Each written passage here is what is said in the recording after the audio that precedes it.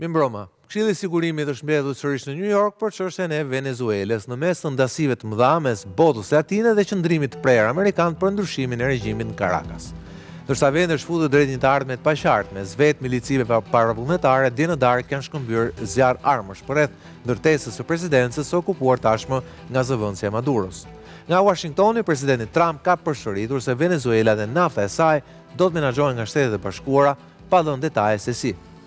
Kërcënimi Trump ka rënë sërish mbi Kolumbinë dhe mbi Kubën, në një variant të re të doktrinës Monroe, ose siç po quhet tani doktrina Don't Throw, ose varianti i Trump i hegemonisë amerikane të pa kompromis mbi gjithë hemisferën perëndimore, nga Argentina dhe deri në Groenland. Dhe duket se Groenlanda do të jetë nyja gordiane që do ndaj shapin nga sheqeri jo mes Amerikës dhe rivalëve të saj historik si Kina apo Rusia, por mes Washingtonit dhe Brukselit.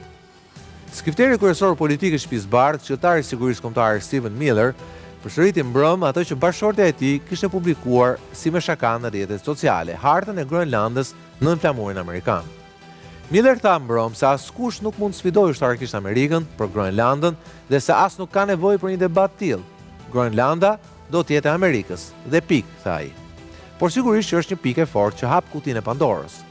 Kryeministra daneze tha jo më larg se 24 orë më parë se nëse Amerika pushton ushtarakisht Groenlandën, një territor i Danimarkës, atëherë NATO do të pushojë së ekzistuari, dhe nëse NATO pushton së ekzistuari, do dyshim vihet dhe ekzistenca e Bashkimit Evropian. Dhe ja ku problemi venezuelian bëhet dhe problem shqiptar, sigurisht jo ashtu si do dëshironte Sali Berisha.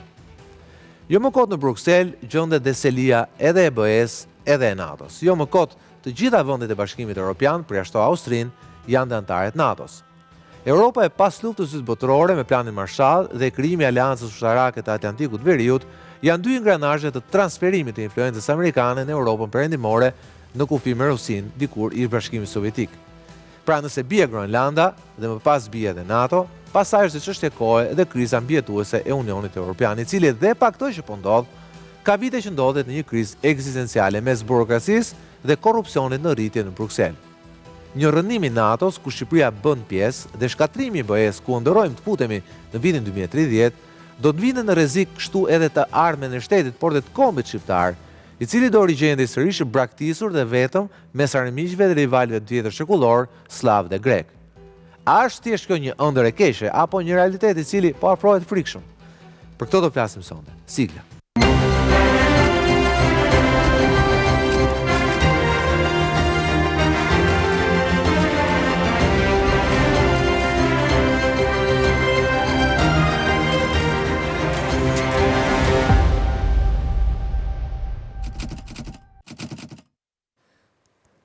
Mirë se vini në Real Story për të folur sërish për pasojat e asaj që po vazhdon ndodh në Venezuelë dhe temi efektin domino që mund të ndihet deri në Tiranë. Për të folur për këtë çështje sot me mua jon ambasador Orland Bimu, mbrëmë ambasador.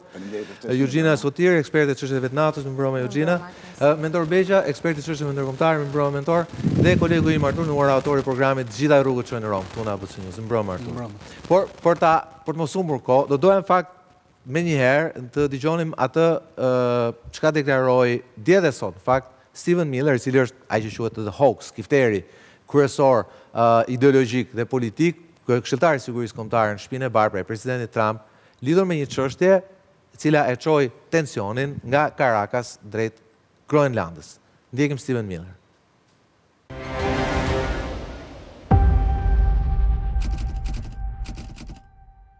I just wanted to reset, Jake, by making clear that it has been the formal position of the US government. Duhet ta bëj të qartë se ky ka qenë qëndrimi zyrtar i qeverisë amerikane që prej ardhes në pushtet të kësaj administrate. Nëse kthehemi pas edhe për gjatë mandatit të parë, Trump e ka bërë të qartë se Shtetet e Bashkuara e shohin Groenlandën si pjesë të tyre.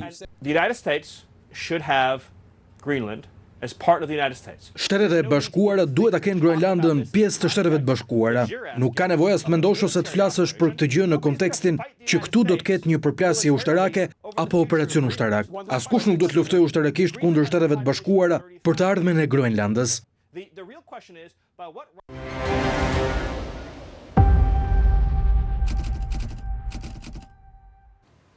Duhet të flisim për Maduron, ambasador, po tani duket që situata është shumë më avancuar apo më e komplikuar, nuk di si ta quaj. Kjo deklaratë e këshilltarit kryesor të sigurisë kombëtare të presidentit Trump, që nuk ka asnjë pikë dyshimi, asnjë pikë debati, thotë Grenlanda s'ka pse të ketë luftë fare, Grenlanda nuk na sfidon dot kushtëri, Grenlanda do të jetë e Shtetet të Bashkuara. Si e gjykoni këtë deklaratë? Absolutisht që ka shumë të drejtë, për sa kohë shkeljen e ligjit ndërkombëtar e burokrasin evropianët parët, amerikanët janë krejt lirë që të bëjnë çfarë duan në gjithë botën, se nuk ka njeri që thotë zotni këtu ke shkelur ligjin ndërkombëtar. Pra, ajo që ka filluar me ardhen e zotit Trump në pushtet me 20 janar dhe që u përforcuam nga J.D. Vance në konferencën e Munich dhe që ka vazhduar gjatë gjithë kohës me një jo vasalitet, por një përulje e përbuzshme e liderëve evropian ndaj Donald Trumpit, njëri thot deti, tjetri thot aman mosik, tjetri thot çu, tjetri thot ashtu. Patjetër që kanë ushqyer këtë klimë lawlessness, të mungesës së çdo lloj frenimi të administratës amerikane kur merret me problemet ndërkombëtare. Nëse sot, mbas deklaratës së zotit Miller, ajo zonja Fridriksen, nuk do thoshte që shkatërrohet NATO se ka dorë shkatrimin e NATO-s, por do kishte qenë gjendje gjeneronte Bashkimin Evropian 27 dhe vendet kandidate 17 apo 18 sa janë dhe ishin 40 veta, 40 vende që mund të kishin bërë një deklaratë të thonë zotit Trump që ti mund të jesh presidenti i Shtetit Bashkuar të Amerikës, por nuk të ka autorizuar një shkelësh ligjin ndërkombëtar.